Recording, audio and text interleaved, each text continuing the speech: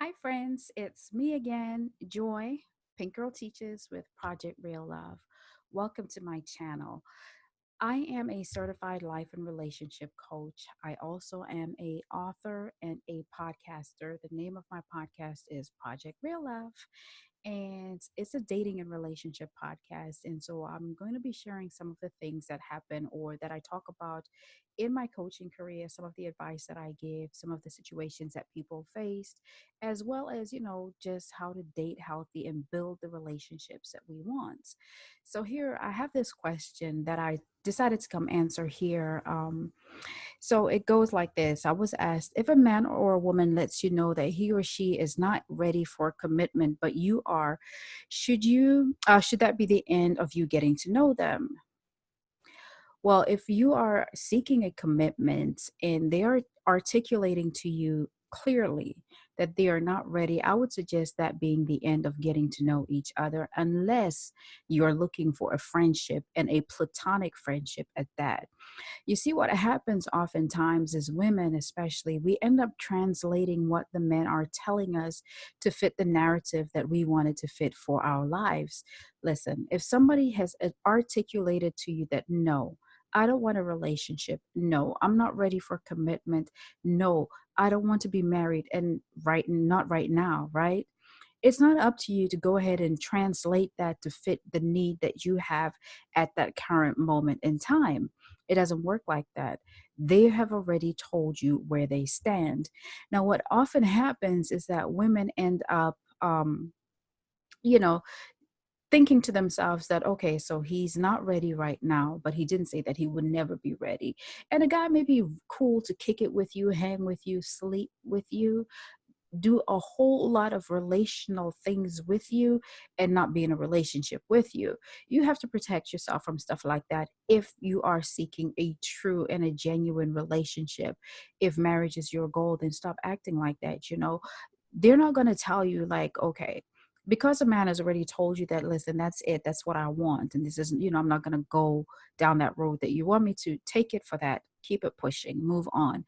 He's not going to step up and say to you, no, that's not, I don't want a relationship and I'm not going to sleep with you. If you're offering it, they're going to take it. So it's up to you to decide how you are going to carry yourself, how you're going to conduct yourself. But what we see happening and how such situations form is because the lady has translated it to fit what she wants right now. And so you now are giving this man all the privileges of a exclusive relationship. You are giving him all the benefits of being his wife without actually being that, and without him having any reason to make you his wife or any desire for that. So now you are doing the absolute most. You have upped your game to prove to him that you are marriage material, hoping that when he decides that he is ready to settle down, he's going to choose you. Mm-mm. Nope. I'm so sorry to say this, but it doesn't always happen like that. Yes, sometimes people can be a ride or die for all these years, 10, 15, whatever years, and end up being married. But that's after a lot of heartbreak. That's after many instances of infidelity, abuse, children, outside children. And maybe he will put a ring on it and marry you, but at what cost? Was it worth it? Does that stop that behavior from him? Does that make you feel good and secure about the position that you have? But what we see happening is that women stay in those situations and even have children, and they give years of their lives to these men. And when he gets ready to now actually settle down, when he feels like, you know what, I'm ready for a wife, he's absolutely not picking you. He's not picking you because you were nothing more than a convenience. He's not picking you because you're not the woman that he wants to marry. Because trust me, any man that wants you will stop at nothing to have you. And I may not have you sexually, but in his life as a wife, as a companion, being exclusive with only you.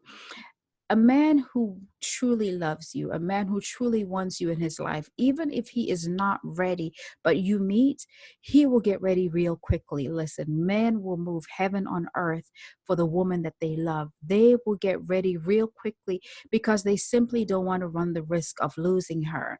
And so what happens is you've given him all this time of your all these years of your life that you can never get back, and now he's ready. He is going to go out there and find the woman that he wants to be with. And so this is where now women will say, like, oh, the confusion comes around, and we're like, well, he was with her for so long, he was with me for so long, or whatever the situation is, and was able to just walk away and be married in 6 months. Absolutely, because he went out to find what he really wanted and committed to her. Like I said, a man who loves you will stop at nothing. A man who wants you in his life will make that happen. It doesn't take men 2, 3, 5 years. Men know pretty early on that they want you in their lives and they want to marry you. They see you as a wife, and they see the way that you could enhance their lives as a wife, and they just see you. They want you. They know that you are their partner. You are the one who they want to do life with. They're not going to run that risk of losing you. They will do everything that they need to make sure that they create that life with you. So no, when somebody has told you that they don't want to be married, they don't want a relationship, they don't want a commitment, it's not your cue to up your game. It's not your cue to try and step it up and show him your worth.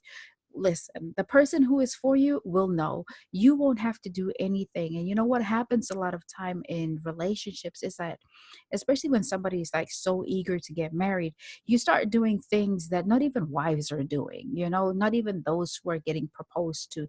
You just start doing the absolute most. Like, if it's not in you to do certain things, just don't do it.